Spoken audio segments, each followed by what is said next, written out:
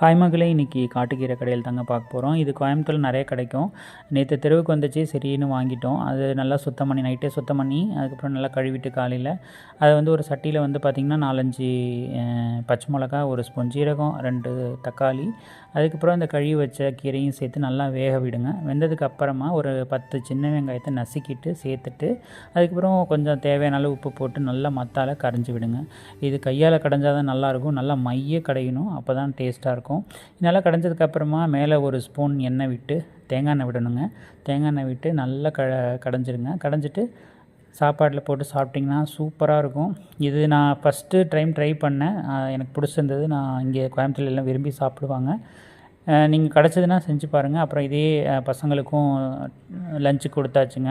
அதுக்கப்புறம் அவங்களுக்கு உருளைக்கிழங்கு ஃப்ரை பண்ணி அவங்களுக்கு லஞ்ச் பேக் பண்ணி ஆப்பிள் ஸ்நாக்ஸ் கொடுத்து அனுப்பிச்சாச்சு. பிடிச்சா லைக் பண்ணுங்கள், சப்ஸ்கிரைப் பண்ணுங்கள், கமெண்ட் பண்ணுங்கள். டாட்டா.